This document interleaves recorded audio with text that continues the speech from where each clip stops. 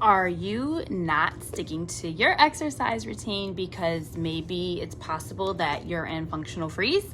Or why is it that women in functional freeze struggle to stick with any type of new routine, period? Okay, so number one, functional freeze equals survival mode. Survival mode is when functional freeze is when you look fine on the outside, showing up to work every day, taking care of things, etc. Okay, so that's like the surface level. But really, on the inside, your nervous system is stuck in this low level freeze state, and your body is doing its best to conserve energy because it doesn't fully feel safe. And this makes it hard to start anything new, and even harder to try to stay consistent, adding something extra on your plate. Because with something that requires any type of extra effort, for example, like that new exercise program, it's just too much. We're just adding on to a plate that's already full. It's gonna fall off. It's gonna be the first thing to fall off, okay?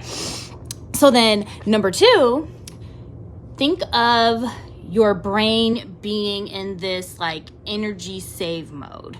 When your nervous system is dysregulated, your prefrontal cortex, this is the part of the brain that's like responsible for planning, focus, and follow through, it goes offline.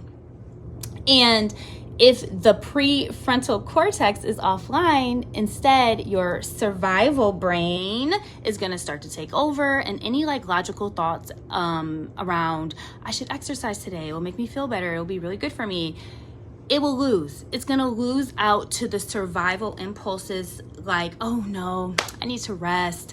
Oh, I should avoid this. This is just another thing on my plate. It's going to be the first thing to go, right? And I want you to take note that this is not a sign of you're lazy or a lack of willpower. Instead, it's just literally your brain is prioritizing safety over progress. It's doing what it can with what it has the capacity for right now. Number three, anything that's gonna push you into a state of overwhelm, that feels like a threat to your nervous system. Therefore, starting something new like that exercise program, it comes with a lot of change. It comes with a new schedule, new moves, new expectations. And to a nervous system that's already in a freeze state, this feels unsafe, it feels overwhelming, and instead of creating energy, the thought of exercise is actually going to do the exact opposite, and it's going to trigger a shutdown. It's going to trigger procrastination. It's going to trigger avoidance, okay? Number four,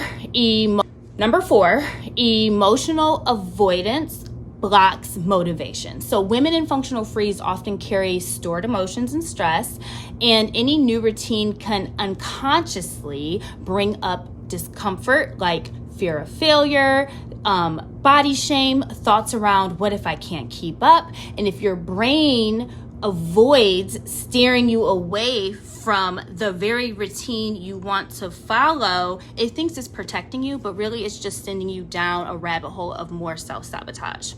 And then number five, your dopamine deficit is keeping you stuck. So exercise can increase dopamine, and it's rewarding after you actually get through the workout. But a brain that's already in freeze, it's craving immediate dopamine. It's craving easy dopamine. Easy dopamine is scrolling, resting, snacking, watching funny memes, stuff like that, right? So without nervous system safety, your body's gonna default to that quick fix dopamine instead of the long-term reward dopamine that it would get with exercise. So what's the solution for women in a functional freeze state? We first have to achieve safety before we can ask for consistency. So for women in functional freeze, the key isn't discipline. It's not pushing harder. It's creating safety in the body first, which can be achieved through things like daily grounding, journaling, breath work, emotional release, just to name a few. And then starting with tiny, non-threatening steps, such as, for example, setting a timer for 10 minutes and then doing what you can within those 10 minutes, and then intentionally acknowledging and celebrating small wins so that you're gently starting to retrain your brain that movement can equal safety too.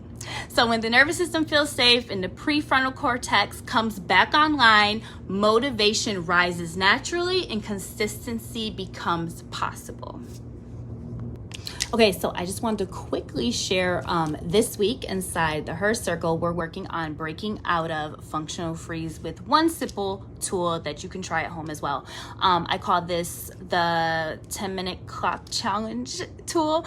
Basically, you take a timer, set it for 10 minutes, and how it works is you're going to pick one thing you've been avoiding. It can be big or small.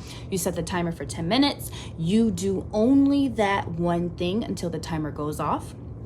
And when you're finished, the girls are snapping a picture. It can be a picture of the timer, a picture of the task, or whatever, a picture of them smiling, a picture of their feet. It doesn't matter, but that piece where they have to prove and hold themselves accountable by dropping a photo in the chat is what brings those small achievements in their body of, I did this. It wasn't that bad. And it kind of creates this snowball effect of winning, accomplishment, creating safety in their body, and it pushes them to get those things done that seemed overwhelming and like too much. And they quickly realize like, oh, it wasn't that bad. This was a hack. And sometimes when you start that 10-minute timer, you find yourself that you can go longer than 10 minutes. So it essentially tricks your body, right? But if you only have 10 minutes, cool, stop it at 10. If you go longer, cool. It doesn't matter. It's a daily practice. It's a daily hack, right?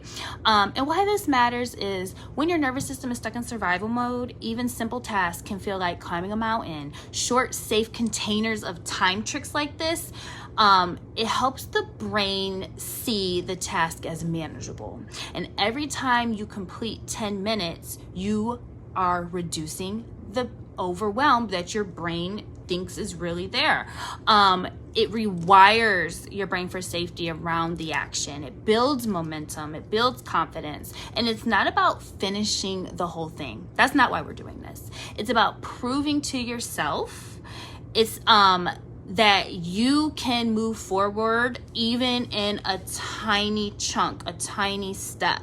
So try the 10-minute challenge, the 10-minute clock challenge. Tell me how it goes for you. That's what we're doing this week.